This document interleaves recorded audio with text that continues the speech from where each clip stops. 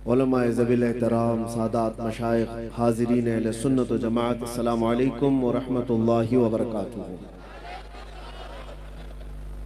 अल्हम्दुलिल्लाह अल्हम्दुलिल्लाहिल हन्नानिल मन्नान अल्लज़ी खलक़ल इंसान व अल्लमहुल बयान वस्सलातु वस्सलामु अला रसूलिही सय्यिदिल इंसी वल जान व अला आलिही व अस्हाबिही ज़विल खैरि वल इहसान, अम्मा बअद। फ़अऊज़ु बिल्लाहि मिनश शैतानिर रजीम, बिस्मिल्लाहिर रहमानिर रहीम। इन यंसुरकुमुल्लाहु फला गालिब लकुम व इन यख़ज़ुलकुम फमन ज़ल्लज़ी यंसुरुकुम मिन बअदिही व अलल्लाहि फल्यतवक्कलिल मुमिनून। सदक़ल्लाहु मौलाना अज़ीम। बारगाह रिसालत मुआज़ सल्लल्लाहु तआला अलैहि वसल्लम ने दुरूद पाक का हदिया पेश करें। अल्लाहुम्मा सल्लि अला सय्यिदिना मुहम्मद व अला आलिहि व अस्हाबिहि व बारिक व सल्लिम व अला आलिहि व अस्हाबिहि व बारिक व सल्लिम सलातन दाइमतन सरमदन अबदा। अज़ीज़ान गिरामे वक़ार, रात काफी हो चुकी और मजमे में जितना जोश भरना था मद्दाए रसूल अहमद अली साहब ने भी भर दिया। और फिर मैं स्टेजों पर देखता हूँ कि हमारी उम्मत के दुबले पतले कफील का जब ये हाल है तो मोटे ताजे जलील का क्या होगा। आवाज यही होती है कि उम्मत को बेदार करने के लिए, और दुनिया खौफज़दा इन्हीं आवाजों से है। इसके अलावा हमारे पास बचा क्या है? हमारे पास क्या है? और जिस चीज से लोग खाइफ हैं, डरे हुए हैं, हमारा जुब्बा, हमारा अमामा, ये सारी चीजें नहीं। उन्हें पता है कोई एक चीज अंदर से निकलती है जो इनकलाब लाती। जलसे जुलूस और ये प्रोग्रामों से मैं काफी अपने आप को रोकता रहा, और अभी भी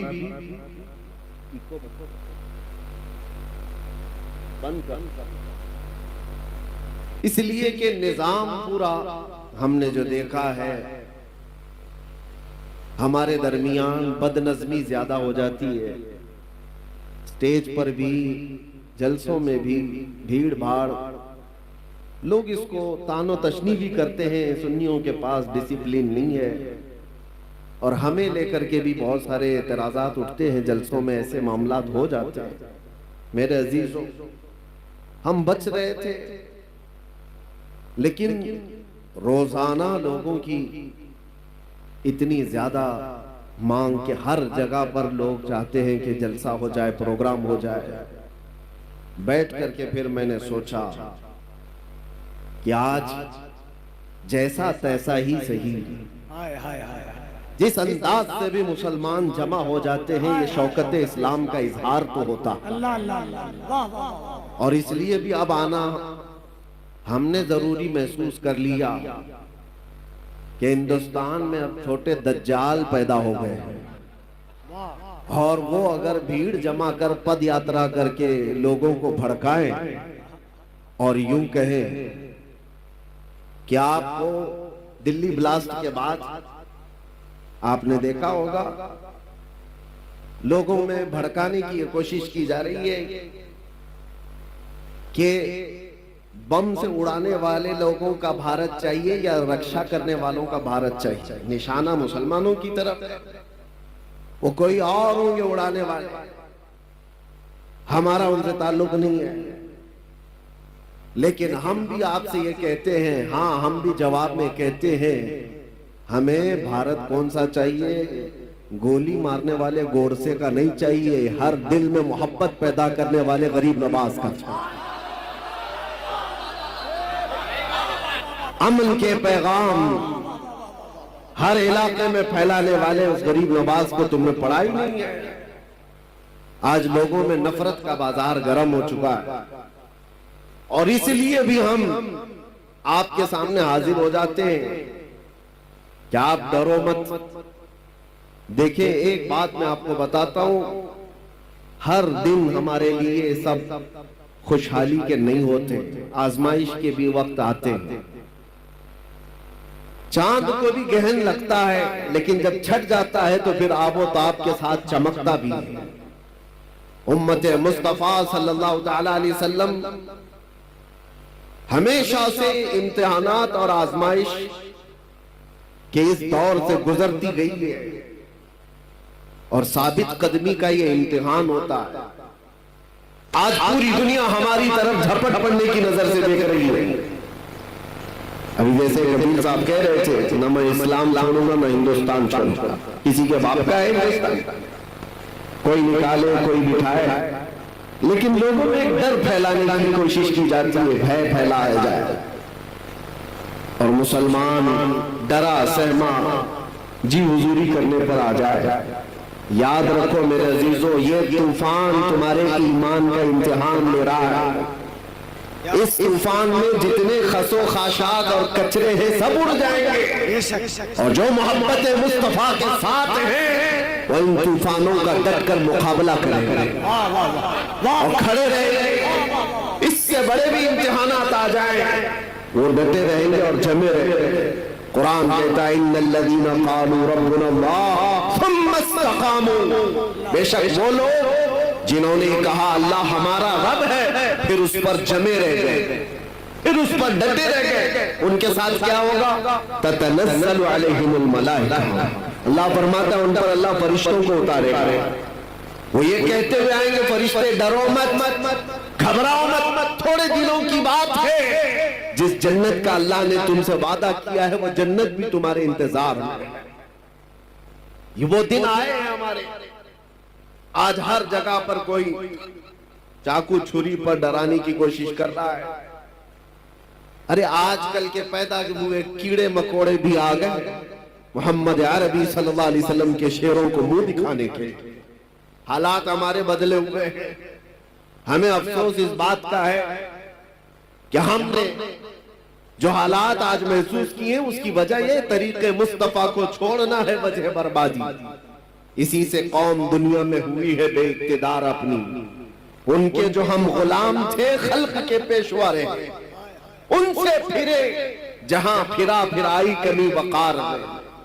ये तो हालात हमारे इस तरह के हो गए कि हमारे बच्चे आवारा हो गए, हमारे जवान रास्ता भटक चुके।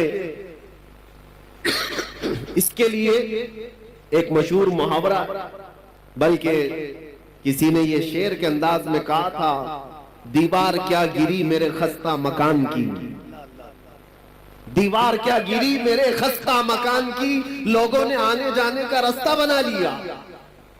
होता यही है कि घर की दीवार गिर गई तो लोग इधर से उधर जाने का उसको रास्ता बना लिए। तुम्हारे अखलाक थोड़े नीचे क्या आ गए, हर किसी कौम ने तुमको अपने निशाने पर रख लिया। हर कोई ट्रायल मुसलमानों पर करने लग गया है। जिसको भी आज लोगों में, एक बात आपको मैं बताऊं, कहीं छुपा हुआ भी कोई कीड़ा मकोड़ा होगा, उसे मशहूर होना है तो मुसलमानों पर भोग कर मशहूर होना चाहता है। सही इस्लाम पर बोल करके वो बाहर आना चाहता है, हीरो बनना चाहता है। हीरो बनने की ये जो होड़ लगी हुई है, हैरत की बात है, तुम्हें उस तरह की सस्ती शोहरत में भी हम ही याद आते हैं। वहां पर भी हमारी जरूरत होती है। लेकिन मेरे अजीजों, ये हालात हमेशा नहीं रहते, हमेशा नहीं रहते। मुसीबतों के वक्त सैयदना बिलाल हबशी रज़ी अल्लाह ताला, हजरत खब्बाब इब्न अल-अरत, ये वो सहाबा हैं जिन्होंने हजरत खब्बाब को जान जिनकी जा चुकी है, हजरत खुबैब इब्न अदी जिनको कुफार और मुशरिकीन ने खत्म कर दिया है। ये सारे हालात देख करके हुजूर पाक सल्लल्लाहु अलैहि वसल्लम के पास सहाबा आए और पूछने लगे, या रसूल अल्लाह, क्या हमारा दीन हक नहीं है? ये सवाल सुनो तवज्जो से। जब मुसीबतें ज्यादा आई थी, अरे उसका 5% भी आज आप नहीं देख रहे, हम नहीं देख रहे हैं, जो सहाबा पर गुजरी। मॉब लिंचिंग नहीं होती थी, उस वक्त मॉब लिंचिंग भी हुई है, सिर्फ मर्दों की नहीं, औरतों की भी, बच्चों की भी, बेहिसाब उस वक्त कत्ल भी हुए। और इस्लाम की इब्तिदाई हालात में उन लोगों ने जो जो मसाइब सहे हैं, तकलीफ उठाई, तो हुजूर से आकर के उन्होंने पूछा था क्या हम हक दीन पर नहीं है, हमारा ईमान हक है या नहीं? हुजूर पाक सल्लल्लाहु ताला अलैहि वसल्लम ने फरमाया क्यों नहीं, भला बिल्कुल हक पर है। तो फिर इतनी मुसीबतें आती क्यों है, इतनी परेशानियां आती क्यों है? आज हो सकता है आप सबके दिलों में भी ये बात उठती हो कि अगर हम हक पर हैं तो ये हालात इस तरह बिखरे क्यों हैं? तो एक बात याद रख लेना, हुजूर ने तो ये जवाब फरमाया कि तुमसे ज्यादा मुसीबतें अंबिया इकराम पर आती थी। नबी तो गुनाह का सोच भी नहीं सकते, उन पर अल्लाह तबारक व तआला ने आजमाइशें डाली है। अंबिया इकराम पर सहाबा से भी ज्यादा मुसीबतें आई। हुजूर ने फरमाया जिसका जैसा इम्तिहान होगा वैसी मुसीबतों से गुजारा जाए। और मैं अपनी जुबान में आपसे एक बात कहता हूं, आप अपने आप को क्या कहते हैं? हुजूर पाक सल्लल्लाहु ताला अलैहि वसल्लम की बारगाह में जब निस्बत की बात आए, मुझसे गुजरात में किसी साहब ने पूछा, कहा था कि आप तो स्टेज पर इस तरह की बातें करते हैं और ये सारी चीजें होने के बाद फिर आप बोलेंगे। सुनो, हम कहते हैं हुजूर पाक सल्लल्लाहु ताला अलैहि वसल्लम की जब बात आती है तो शेर में इस्तिआरा के तौर पर हम कहते हैं तू शम्मे रिसालत है। ये कहते हैं या रसूल अल्लाह तू शम्मे रिसालत है, आलम तेरा परवाना। हम सब क्या हैं? हम सब क्या हैं? परवाने। और हुजूर को शमा हम कहते हैं। शमा और परवाने को कभी देखा भी है या सिर्फ और सिर्फ सुना है? थोड़ी देर अगर आप तवज्जो करें तो एक मौसम भी आता है, वैसे भी लाइट जहां पर भी आप जलाएं, देखो कीड़े मकोड़े जो आ जाते हैं इर्द गिर्द घूमते, चिराग रोशन करो, वहां पर भी छोटे छोटे पतंगे आ जाएंगे, कीड़े आ जाएंगे, वही परवाने हैं। और ये शमा के इर्द गिर्द आते क्यों हैं? थोड़ी देर उसकी रोशनी लेते, घूम फिर करके वहां पर मर जाते, जान दे देते। कितने कीड़े मर जाते हैं एक शमा के पास, रोशनी के पास। तो आप कभी उन पतंगों को पूछो, अपने भाइयों को भी मरते हुए देख रहे हो, फिर जाते क्यों हो? चिराग रोशन है, उसके इर्द गिर्द आते क्यों हो? परवाना जवाब देगा मैं पैदा ही हुआ हूं शमा पर जान देने के लिए। नारे तकबीर, दोनों हाथों को उठाकर नारे तकबीर, नारे रिसालत। इसीलिए परवाना ये कहता है तू नादान है, तू सिर्फ शमा के इर्द गिर्द मेरे भाइयों को मरते हुए देखा तो मुझसे पूछ रहा है मरी हुई लाशें देख करके फिर क्यों आता है? जवाब वो देता है परवाना मैं पैदा ही हुआ हूं शमा के अतराफ घूम कर अपनी जान देने के लिए। इन दुनिया वालों को बताओ, ऐ सुन्नी मुसलमानों, गैरत सुन्नी आज भी जिंदा है, उन पे मर मिटने का जज्बा कल भी था और आज भी है। हम पैदा हुए हैं मुस्तफा करीम सल्लल्लाहु ताला अलैहि वसल्लम की इज्जत पर मरने के लिए ही। इसीलिए तो हम अपने बुजुर्गों से जो मनकूल हमें अकीदे और अदब आए हैं, हम गुनगुना करके यूं कहते हैं बारगाह मुस्तफा में हमारी अपनी जिंदगी होती तो फिक्र करते हैं, हमारी अपनी जान होती तो हम फिक्र करते। अरे आदमी उस चीज की हिफाजत की फिक्र करता है जो उसकी खुद की हो। कपड़ा मेरा है तो मैं बचाऊं, सामान मेरा है तो मैं बचाऊं, जान मेरी है कहां कि मैं हिफाजत की फिक्र करूं। हमने तो जान सुपुर्द की है मदीने के आका के हवाले।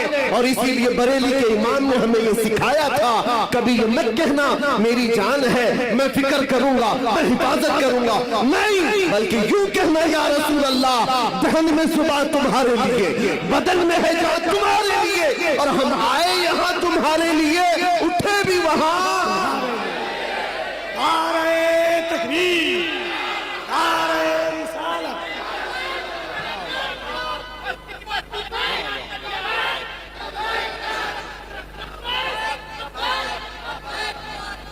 आप तवज्जो करें, हम आए यहां तुम्हारे लिए और उठे भी वहां।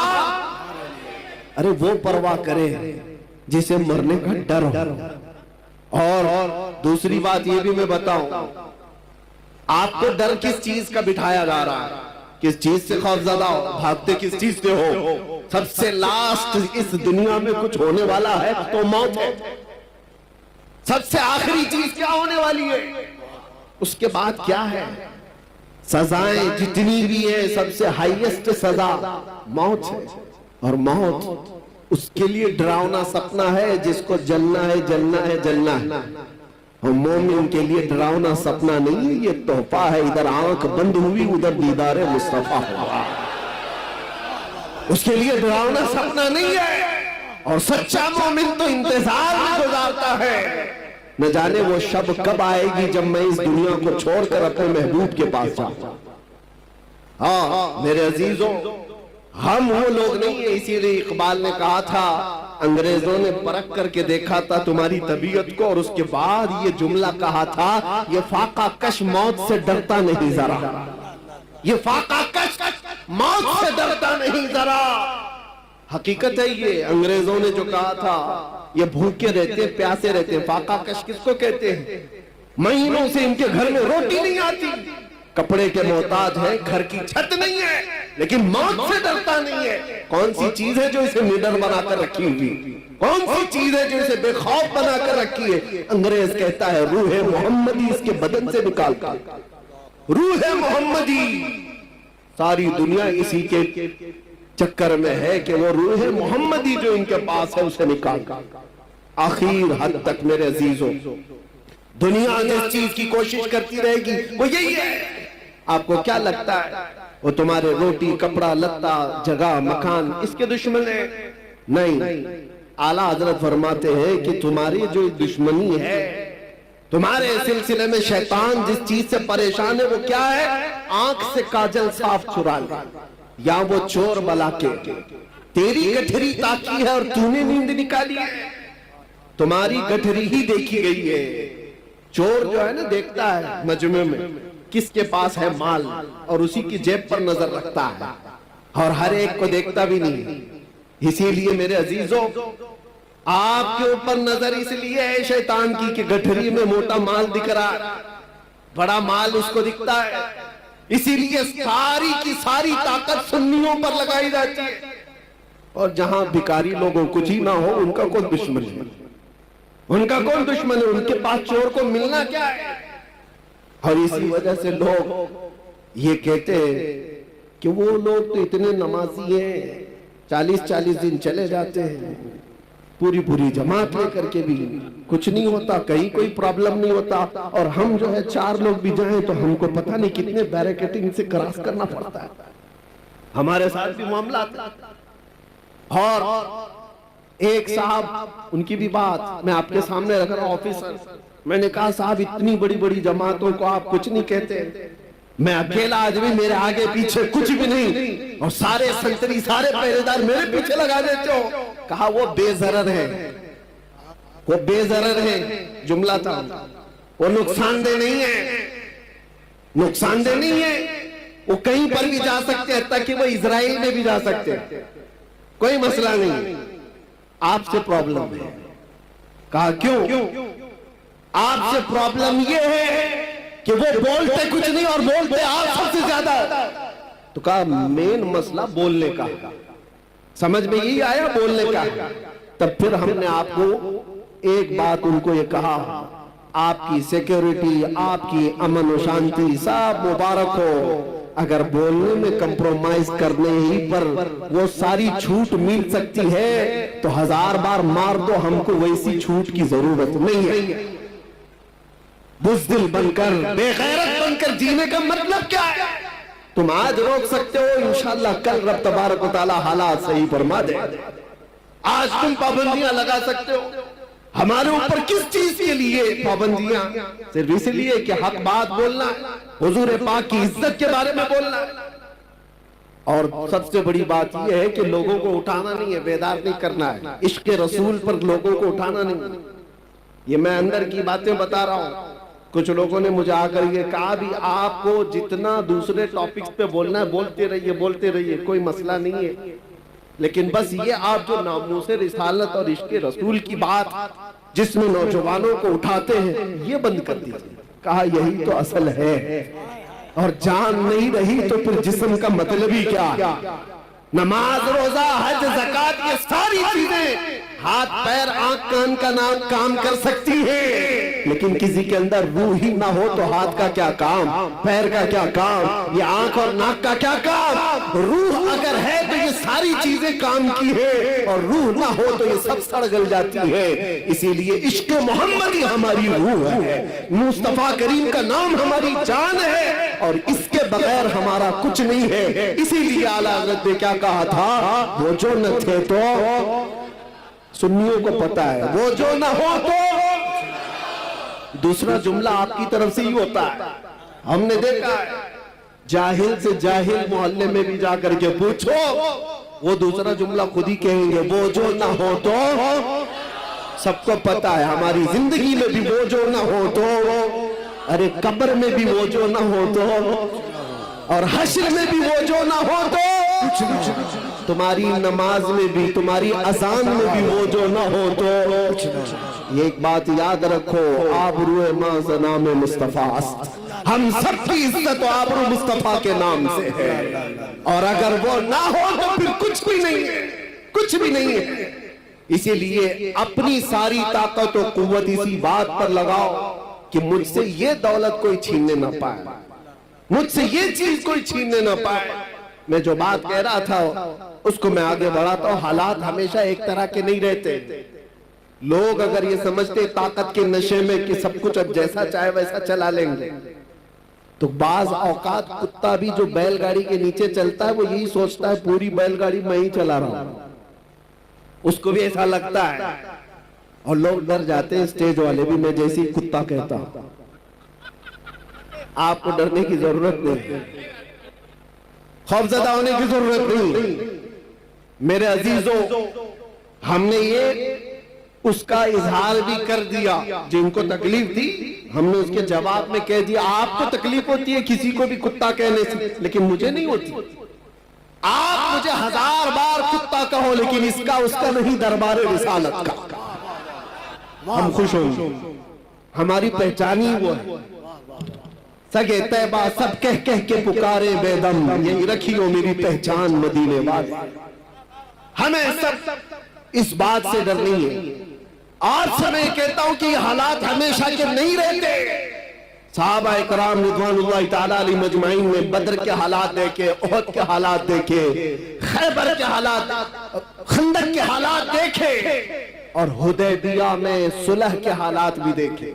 ऐसा वक्त भी आया था कि मक्का के कुफार और मुशरिकीन ने जोर जबरदस्ती कर डाला था, सारी अपनी पसंद की सुलहनामे में शर्तें लगा रखी थी कि मदीने से कोई भाग करके आएगा तो हम वापस नहीं करेंगे, मक्का से कोई भाग कर जाएगा तो आपको वापस करना पड़ेगा।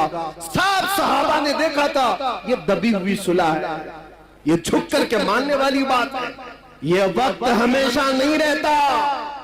सहाबा ने उस वक्त, जानते हो, बेचैनी और बेकरारी में कहां तक पूछा था। सैयदना उमर इब्न खत्ताब, ये आज के हालात पर मैं बात कर रहा, हो सकता है कोई भी इसमें इस तरह के ख्यालात लेकर के बैठा हो कि हम हक पर हैं तो ऐसे हालात क्यों बने हुए। हजरत उमर ये चाहते थे कि जंग हो जाए, हम मक्का वालों से जंग करके उम्रा कर लेंगे। हम 1400 की तादाद में, हुजूर मना कर रहे थे कि नहीं, जंग की जरूरत नहीं, हाजत नहीं, मैं जो देख रहा हूं वो तुम नहीं देख रहे। हजरत उमर जा करके सहाबा को पकड़ पकड़ कर कह रहे थे क्या जंग की तैयारी नहीं कर सकते। यहां तक कि हजरत अबू बकर सिद्दीक के पास आकर के उन्होंने कहा, हजरत उमर ने, कि अबू बकर चलो रसूलुल्लाह से बात तो करते हैं कि जंग करेंगे हमें ये सुलह करने की जरूरत क्या है। हजरत अबू बकर सिद्दीक ने उनको कंधा हिला करके क्या कहा था जानते हो? कहा इल्ज़म गरज़क या उमर, ऐ उमर अपनी गैरत में रह करके बात करो, इसलिए कि तुम किसके बारे में कह रहे हो? रसूलुल्लाह। वो जो देखते हैं वो वही खुदा के जरिए से देखते। अल्लाह तबारक व तआला ने उनको वो इल्म दिया है। तो हजरत उमर खामोश हो गए। उसके बाद हुआ क्या जानते हैं? साल नहीं गुजरा था, साल नहीं गुजरा था कि 10,000 सहाबा की तादाद के साथ मेरे आका मक्का में फातिह की शान से दाखिल हुए थे। मक्का में जब तशरीफ लाए थे, कत्ल गारत करते हुए नहीं आए थे। ताकत का नशा जिसको आज चढ़ता है ना, वो लोग क्या कहते हैं कि आज हमारा पावर है, जो कुछ चाहे, जिसको चाहे, जैसे चाहे मार दे, खत्म करे। रसूलुल्लाह सल्लल्लाहु ताला अलैहि वसल्लम का मिजाज तो देखो। तकरीबन जिनको सहाबा को 20 साल तक जिन्होंने तकलीफें दी हैं, वो मक्का में दुश्मन मौजूद थे, पकड़ के उनको मार सकते थे। हुजूर अल्लाह जब मक्का में तशरीफ लाए, सहाबा सब साथ में, ऐलान हो रहा था। सहाबा कह रहे थे अल यौम यौमुल मलहमा, आज तो गोश्त के छींतड़े उड़ाने का दिन है, दुश्मनों को पकड़ के मारेंगे। नबी आखिर ज़मां सल्लल्लाहु ताला अलैहि वसल्लम ने क्या फरमाया? नहीं, अल यौम यौमुर रहमा, आज का दिन रहम करने वाला दिन है, माफ किए जाएंगे सब। मक्का के उन पुराने दुश्मनों को रसूलुल्लाह सल्लल्लाहु अलैहि वसल्लम ने माफ कर दिया। ताकत जब किसी के पास आए तो रसूलुल्लाह को देखे। मेरे आका सल्लल्लाहु अलैहि वसल्लम का मिजाज क्या है? कमजोरों को या मगलूब लोगों को पकड़ करके मारा नहीं है, उन्हें माफ किया है। नबी पाक सल्लल्लाहु ताला अलैहि वसल्लम ने उन्हें आजाद किया। ये भी नहीं कि जो कहते हैं कि तलवार की नोक पर इस्लाम फैलाया जा रहा, तलवार की नोक पर फैलाया जाता तो मेरे अजीजों कुछ भी बाकी नहीं रहता। तलवारें बहुत सालों तक लोगों के पास रही, इस्लाम तलवार की नोक पर नहीं फैलाया गया। जिसको ऐसा लगता हो, जिसके पास ऐसी तारीख आई हो, वो झूठी तारीख हो सकती है। सच्चाई ये है कि अल्लाह के हबीब सल्लल्लाहु ताला अलैहि वसल्लम के उन अजीम अखलाक को देखकर सहाबा दामन इस्लाम से वाबस्ता हुए और दुनिया एक बड़ी जमात के साथ इस्लाम को अपना रही थी और आज भी अपनाती है। आज बताओ जो ने यूरोप अमेरिका में दाखिले इस्लाम और उनको कौन तलवार की नोक पर बुलाता है? उनको कौन गर्दन पर तलवार रखता है? पढ़ो इस्लाम की सच्चाइयों को तो समझ में आएगा। लेकिन मेरे अजीजों, आपसे ये बात अर्ज करना है मुझे कि हालात हमेशा एक तरह के नहीं होते। आज तुम्हारा इम्तिहान है, आज तुम्हारी आजमाइश का वक्त है और इसी आजमाइश और इसी इम्तिहान के वक्त के लिए ही मैंने कहा था कुछ देर की खामोशी है। इसी के लिए तो कहा था। बाकी का जुमला आप करें, बाकी सबको पता है। हम तो अंदर भी गए थे, तब भी हमारा इस्तेकबाल कैदियों ने यही बोल करके कहा। हमें पता भी नहीं था, अंदर बेरक में बैठे सारे लोग अंदर से पुकार रहे थे, मौलाना साहब आ गए, कुछ देर की खामोशी है। मेरे अजीजों, इस बात को मैंने इसलिए कहा था कि हालात अगर बुरे हो तो कुछ देर की बात है। रात हमेशा नहीं रहती, सुबह हो ही जाती। ऐसा नहीं है कि अंधेरा ही अंधेरा रहेगा, सुबह का तुलू होना है और सूरज को निकलना है। आपका इम्तिहान है और आपकी आजमाइश है। आप में से कितने ऐसे लोग हैं जो नामूसे मुस्तफा सल्लल्लाहु ताला अलैहि वसल्लम के लिए खड़े रहते हैं और कितने ऐसे हैं जो बिक जाते हैं। ये आज देखा जाएगा। हमने देखा है बहुत सारे लोगों को, वो आते भी हैं जाते भी, हमारे आसपास भी। ये वो हवाओं वाले लोग हैं जिनको अहमद अली साहब अभी कह करके गए। कुछ लोग वो हैं जो जी हुजूर से आगे नहीं गए, उनकी किस्मत में होगा। लेकिन आप एक बात याद रखो, आपने अपनी जान और अपना ईमान रसूलुल्लाह को समझा है तो इस बारे में किसी से समझौता करने की जरूरत नहीं है। अपनी आइडेंटिटी के साथ रहो, इंशाअल्लाह सब खैर होगा। अल्लाह कादिर मुतलक है, मालिकुल मुल्क जुल जलाली वल इकराम है। बड़े से बड़े आए इस रुए जमीन पर जिन्होंने खून की नदियां बहाई, बड़े से बड़े तुर्रम खाए, लोगों की खोपड़ियों से मीनार बनाए, लेकिन क्या वो हमेशा के रह गए? उनका भी अंजाम खतरनाक हुआ। फिरौन भी गर्क हुआ है, नमरूद भी मर गया है, कोई बाकी नहीं रहा। यूनान और मिस्र, रोमा सब मिट गए जहां से, बाकी मगर है अब तक नामो निशान हमारा। तौहीद की अमानत सीनों में है हमारे, आसान नहीं मिटाना नामो निशा हमारा। और कुछ बात तो है कि मिटती नहीं हस्ती हमारी, कुछ बात तो है कि मिटती नहीं हस्ती हमारी। सदियों रहा है दुश्मन दौरे ज़मा हमारा। और आप सबको ये बात मैं कह के जाता हूं, क्या आप तमामी हजरात के पास जो दौलत ईमान है, इश्क मुस्तफा की दौलत है, ये इतनी बड़ी दौलत है कि इसके बाद फिर आपको डर और खौफ की जरूरत ही नहीं। आला हज़रत कहते खौफ न रख रज़ा जरा, तू तो है अब्दे मुस्तफा, तेरे लिए अमान है, तेरे लिए अमान है। असल जिंदगी कौन सी है आप मुझे बताओ, इस दुनिया की या आखिरत की? पूरे मुसलमानों का अकीदा यही है, आखिरत की जिंदगी वही असली जिंदगी है, मरने के बाद की जिंदगी वही असली जिंदगी है। वो नॉन एंडिंग है, खत्म होने वाली नहीं है। उस जिंदगी की तैयारी करना चाहिए या इस जिंदगी की? मुझे बताओ। आखिरत की, तो आखिरत की जिंदगी अगर चाहते हो तो आओ। आखिरत का मैदान, वो महशर का मैदान, वो किसी के बाप दादाओं का नहीं है। यहाँ के बादशाह हो, यहाँ के तुर्रम खां हो, सबके सब जूतों की नोक पर आ जाएंगे जिन्होंने घमंड किया है, जिन्होंने तकब्बुर किया है। अल्लाह ताला क़यामत के दिन करके कहेगा ऐनल मुतकब्बिरून, कहां है वो घमंड करने वाले लोग, कहां है वो जुल्म करने वाले लोग? उनको चूंटियों की तरह लाया जाएगा, उनकी कोई वकात नहीं। और जो उनकी जी हुजूरी में है वो भी सुन ले, उनका दामन, उनकी चप्पल उठाकर चलने वाले वो भी सुन ले। तुम्हारा भी हशर उनके साथ ही होगा। फिरौनों के साथ चलते थे तो फिरौनों के साथ जहन्नम में जाओगे। अगर नमरूदों की जी हुजूरी करते थे तो वहां पर भी तुम्हारा शुमार उनकी ही जमात में होगा। लेकिन जो बंदा यहाँ मुस्तफा करीम की इज्जत पर पहरा देता था, मुसीबतें सहता था, क़यामत के दिन उसे पुकारा जाएगा, कहाँ है वो महबूब की उम्मती, कहाँ है वो जमात जो दुनिया के जुल्म सतम सह के आई है। और उस दिन हम देखेंगे मेरे अजीजों, उस दिन हम देखेंगे अर्श हक है, मसनद रिफात रसूलुल्लाह की, देखनी है हश्र में इज्जत रसूलुल्लाह की, और हम रसूलुल्लाह के जन्नत रसूलुल्लाह।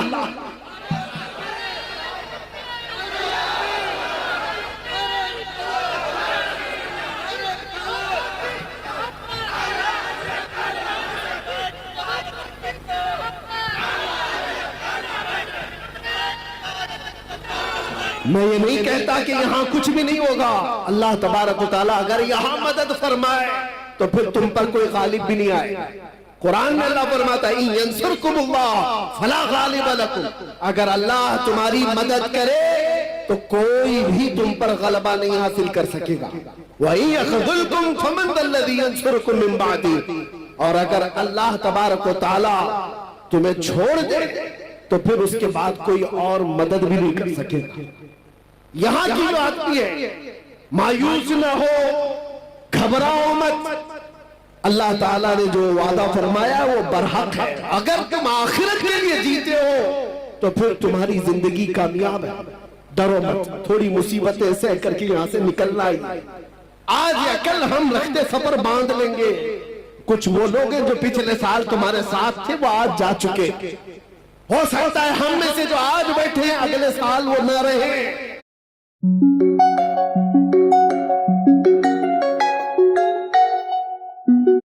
अगली सुबह भी ना रहे, किसी का भरोसा नहीं। हम सब मुसाफिर हैं, चल रहे हैं और निकल जाएंगे। अगर आखिरत की जिंदगी हमेशा की समझते हो, आखिरत का तस्वुर तुम्हारे दिल दिमाग पर हावी है, तो फिर यहाँ की इन तमाम चीजों पर नजर मत रखो कि क्या जा रहा है यहाँ पर। बस अपना ईमान बचा करके रखो और इज्जत तो उस दिन देखनी है। फकत इतना सबब है इन इकादे बज़्म महशर का। और आपको मैं बताऊं, एक सहाबी है हजरत अनस रज़ियल्लाहु ताला, सबके लिए है यह हदीस। वो कहते हैं एक ऐसी हदीस है जिसको सुनने के बाद मुझे जिंदगी में सबसे ज्यादा खुशी हासिल हुई। हजरत अनस कहते हैं, कौन सी है? हुजूर पाक सल्लल्लाहु ताला अलैहि वसल्लम से हजरत अनस ने पूछा, या रसूल अल्लाह सल्लल्लाहु ताला अलैहि वसल्लम, क़यामत का हाल क्या होगा? हुजूर ने फरमाया, अल मरउ मअ मन अहब्ब, हुजूर फरमाते हैं, ऐ अनस, दुनिया में जो जिसके साथ मोहब्बत करता था, कयामत के दिन भी वो उसी के साथ उठाया जाएगा। ऐ लोगों, किसी लैला के मजनू बनने की जरूरत नहीं। हाँ, ये झूठे आशिक हैं, ये झूठे आशिक हैं। जो हमारे पास कितने किस्से हैं ऐसे। ये नौजवान ये समझते हैं इश्क मोहब्बत वगैरह ये सारी चीजें लड़के लड़की की हैं, बस काफी है, इसी में अपनी जिंदगी गुजार लेंगे।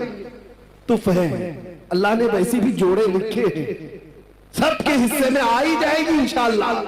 लेकिन उसके लिए ये जो मजाजी इश्क का ढोंग है, अरे तेरे चांद लेके आऊंगा, तारे लेके आऊंगा, आसमानों से वो तोड़ लाऊंगा। महबूबा को बोलता रहा, कितनी महबूबाएं शादी के बाद हमसे आकर शिकायत करती हैं, अब तो राशन आटा दाल भी नहीं लाता। ये तो तारे लाने वाला था, ये तो चांद लाने वाला था। ये मजाजी इश्क के दावे हैं, फजूल हैं, कुछ नहीं होते। हाँ, हकीकी इश्क वो है, तुमने एक बार मेरे मुस्तफा से कहा या रसूल अल्लाह, लब्बैक या रसूल अल्लाह कहा। वो रसूल पाक सल्लल्लाहु ताला अलैहि वसल्लम इतने खैरतमंद हैं कि दुनिया में भी तन्हा होने नहीं देते, कब्र में भी तन्हा होने नहीं देते, और हश्र में भी हाल ये है। मेरे आका फरमाते हैं, एक कंधे पर मेरी चादर होगी, वो गिर रही होगी, मैं उसको एक हाथ से संभाल रहा होगा, और दूसरे हाथ से मेरे उस आशिक उम्मती को पकड़कर जन्नत में ले जा रहा होगा। जो न भूला हम गरीबों को रजा, याद उसकी अपनी आदत कीजिए। अरे गैर नत्थु खेरे का जिक्र करने की जरूरत ही नहीं, हम रसूलुल्लाह के, जन्नत रसूलुल्लाह की, और देखनी है हश्र में। उस दिन का इंतजार करो मेरे अजीजों। क्या मंजर है, वो क्या माहौल है। आपने सुना भी होगा हदीसों में, और उलमा से बयान में सुनते होंगे। ये उम्मत, ये मखलूक आदम अलैहिस्सलाम के पास जाती है अपनी सिफारिश के लिए। आदम अलैहिस्सलाम भेजते हैं नूह अलैहिस्सलाम के पास, इज़हबू इला गैरी, मेरे अलावा किसी और के पास जाओ। नूह अलैहिस्सलाम दूसरे नबी के पास भेज रहे हैं, ऐ मखलूक खुदा, ऐ इंसानों का हुजूम, जाओ किसी और नबी के पास, आज मेरे ही लिए मसला है। नफ्सी नफ्सी का वो जिक्र कर रहे हैं। ये सुना है ना हदीस आपने, 1,24,000 कमोबेश अंबिया कराम के पास ये उम्मत, बल्कि ये पूरी इंसानियत घूमती रही सिफारिश करवाने के लिए कि अल्लाह हमारा हिसाब तो शुरू कर दे। अल्लाह ताला जलाल में है, अल्लाह का कहर और उसका गजब, अल्लाह तबारक व तआला अपने कहर और गजब में है। सारी मखलूक खुदा सारे नबियों के पास घूमती रही, फिर आखिर में आती कहां पर है? ये इंसानियत जमा कहां होती है? मैं ये नहीं कह रहा कि ये सिर्फ मुसलमान जाएंगे, ये हदीस में है आदम अलैहिस्सलाम से लेकर क़यामत तक पैदा होने वाले तमाम इंसान जाएंगे, चाहे वो काफिर हो, चाहे वो मुशरिक हो, चाहे वो कोई भी हो, सब के सब साथ मिलकर के नबियों के पास घूमेंगे, क्योंकि हिसाब ही नहीं शुरू हुआ है। आखिर में आएंगे मेरे मुस्तफा के पास, और नबी आखिर ज़मां सल्लल्लाहु ताला अलैहि वसल्लम को सारे लोग मिलकर के कहते हैं, आप हबीबुल्लाह हैं, आप अल्लाह के महबूब हैं, हमारी सिफारिश कर दीजिए। अल्लाह के नबी ने वो नहीं कहा जो दूसरे नबियों ने कहा, मेरे अलावा दूसरे नबियों के पास जाओ, बल्कि आखिरी रसूल ने ये कहा, अना लहा, मैं इसी के लिए तो इंतजार कर रहा था, मैं इसी के लिए हूँ आज तुम्हारी शफाअत के लिए। मेरे आका सल्लल्लाहु ताला अलैहि वसल्लम सजदे में गिर करके अल्लाह की हम्द बयान करें। रब ताला फरमाता है, ऐ महबूब अपना सर उठाओ, जिसकी सिफारिश करोगे कबूल की जाएगी। मैं आपसे पूछता हूँ, तवज्जो, मैं आपसे पूछता हूँ कि ये सारा मंजर आपको भी पता है कि सारे लोग कहाँ जाएंगे? आदम अलैहिस्सलाम के पास, नूह अलैहिस्सलाम के पास, इब्राहिम अलैहिस्सलाम के पास, इस्माइल अलैहिस्सलाम के पास, मूसा अलैहिस्सलाम, ईसा अलैहिस्सलाम, सबके पास जाएंगे। ये पहले से बताया गया है, बार बार सुनाया गया है। तो फिर मरने के बाद कयामत के दिन डायरेक्ट रसूलुल्लाह के पास क्यों नहीं चले जाते? सबको मालूम है, सुन भी रखा है, अचानक होने वाली चीज थोड़ी ना, बचपन से सुनते आ रहे इस हदीस को। उस दिन ये सारे लोग जो सुने हुए हैं मुसलमान, ये भी डायरेक्ट रसूलुल्लाह के पास क्यों नहीं चले जाते? सबको पता है आखिर में वहीं से होना है। ये घूम रहे क्यों? इधर से उधर, उधर से इधर, इधर से उधर, उधर से इधर। उस दिन मेरे अजीजों मेमोरी निकाल ली जाएगी, दुनिया के तमाम मामलात याद नहीं रहेंगे, घुमाया जाएगा और आखिर में मेरे मुस्तफा के पास लाया जाएगा। क्यों? आला हजरत इस मंजर को बयान करते हैं। क्यों? इसलिए खलीलों ने जी मसीहो सफी सभी से कहीं न बनी। खलीलों ने जी मसीहो सफी सभी से कहीं न बनी। ये बेखबरी की खल्क फिरी कहां से कहां तुम्हारे लिए फकत इतना सबब है इन इकादे बज़्म महशर का कि उनकी शान महबूबी दिखाई जाने वाली है। क़यामत के दिन भी उनकी शान महबूबी दिखाई जाने वाली है। ऐ सुन्नी मुसलमानों, अपने नबी आखिर ज़मान सल्लल्लाहु तआला अलैहि वसल्लम की इज्जत पर मर मिटने वाले आप नबी पाक सल्लल्लाहु तआला अलैहि वसल्लम की इज्जत पर मर मिटने वाली कौम हो तो फिर इंतजार करो, आखिरत में वो इज्जत सबके लिए रखी गई है। आखिरत में वो इज्जत हमें देखनी है। अर्श हक है मसनद रिफात रसूलुल्लाह की, देखनी है हश्र में इज्जत रसूलुल्लाह की। आज तुम्हें कोई इज्जत दे रहा है नहीं दे रहा है इसकी परवाह मत करो। इज्जत देने की सर्टिफिकेट यह किसी के पास नहीं है। ये जो सारे मामलात हैं ये इंसानों के, आज जो आप देख रहे हैं, मैंने देखा है बुजुर्गों ने हमें ये तालीम दी है। ये जो मजमा इज्जत देता है ये थोड़ी ही दिनों में इज्जत खींच भी लेता है। इनकी परवाह मत करो। इज्जत देने वाला अल्लाह रब्बुल इज्जत है और कुरान में फरमाता है वलिल्लाहिल इज्जतु वलिरसूलिही वलिलमुमिनीन। अल्लाह के लिए इज्जत है, रसूल के लिए इज्जत है और ईमान वालों के लिए इज्जत है। और जो लोग ये सोच रहे हैं कि दौलत में इज्जत हो जाए, शोहरत में बड़ी इज्जत है और खूबसूरती में बड़ी इज्जत है, ये कब तक की है जानते हो? कब तक की है? हमने बड़े बड़े खूबसूरत लोग भी देखे, चेहरे पर झुर्रियां पड़ गई तो लोग उन्हें छोड़ दिए। माल वाले भी देखे, जब गुर्बत आ गई, गरीबी आ गई तो दुनिया उनसे दूर हो गई। जो लोग आसपास घूमते फिरते थे सब कट गए। ओहदे वाले भी देखे, मनसब वाले भी देखे। मनसब पर बैठा हुआ मंत्री था, गुजरता था तो लोग सलाम मारते थे। खत्म हो गया तो अभी कोई खैरियत पूछने वाला भी नहीं।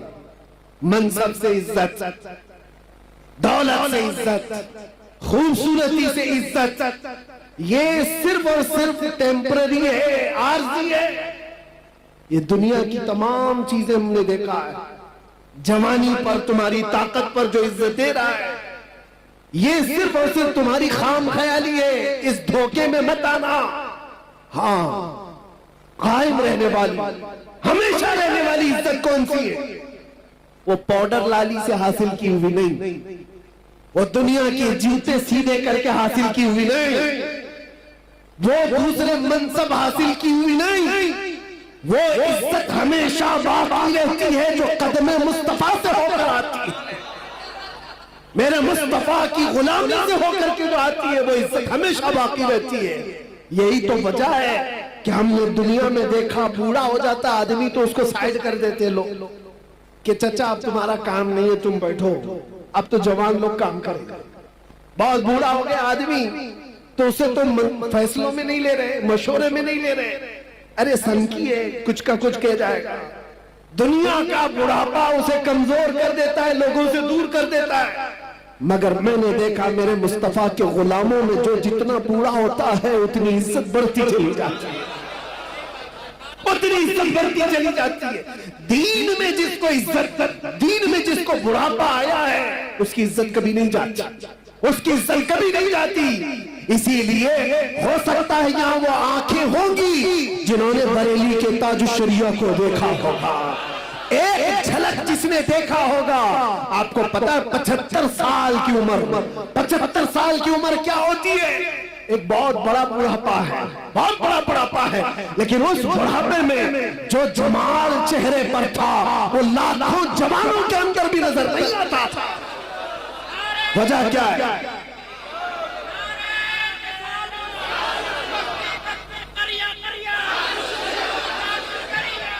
आज भी मेरे अजीजों वो बुढ़ापे हमने देखे हैं, दूसरे बुढ़ापे और हैं जहां लोग भूल जाया करते हैं, लोग उनको सनकी बाबा कह करके हटा देते हैं, लोग उनको मजलिसों में बैठाते नहीं। लेकिन एक बुढ़ापा वो है जो दीन पर आया है, मेरे मुस्तफा के नाम पर आया है, वो जितना बढ़ता जाता है इज्जत बढ़ती चली जाती है। हमने ऐसे कितने उलमा मशाइख को देखा, आज भी बड़े मशाइख मौजूद हैं। मुहद्दिस कबीर की जिंदगी को देखो, 90 साल से तजावुज कर गई है उम्र, लेकिन कोई कहता है मेरे अजीजों आज भी एक झलक देखने को लोग बेताब रहते हैं, बेकरार रहते हैं। हजारों उलमा जिनके सामने अपने सर खम कर देते हैं, वजह क्या है? ये बुढ़ापा दुनिया की चापलूसी में मिला हुआ नहीं है, ये हदीस रसूल की निस्बत से मिला हुआ है। ये उम्र मुस्तफा करीम की गुलामी में मिली हुई है। इसीलिए आप सबसे भी एक बात ही कहूंगा और मैं अपनी तकरीर यहाँ पर खत्म करता हूँ। इधर उधर कहां जहां जहां मन करे ढूंढ करके वापस आ जाना, जिंदगी भर छान मार करके वो इज्जत ना ला पाओगे जो आमिना के लाल के दरबार में एक दिन की जिंदगी में मिल जाएगी। इसीलिए हजारों दिन भी अगर तुम्हें मिले, दुनिया की गुलामी में हजारों दिन की गुलामी तुम्हें वो इज्जत नहीं दे सकती जो मेरे मुस्तफा के नामूस पर एक मिनट की जिंदगी अता कर सकती है। हमारे पास आज क्या है? दुनिया हमें चाहती क्यों है? ये सिमडेगा, ये झारखंड, ये बंगाल, कोई इलाका बचा नहीं जहां मैं गया नहीं। सारे इलाकों को देखा, टूट करके जो लोग चाहते हैं वो इसलिए नहीं कि हमारी पार्टी का नेता आया है या किसी जगह का अमीर आया है या किसी जगह का बड़ा आदमी आया है, नहीं। दुनिया सिर्फ और सिर्फ हमसे मोहब्बत इसलिए करती है, जब तक बिके न थे तो कोई पूछता न था या रसूल अल्लाह तुमने खरीद कर हमें अनमोल कर दिया,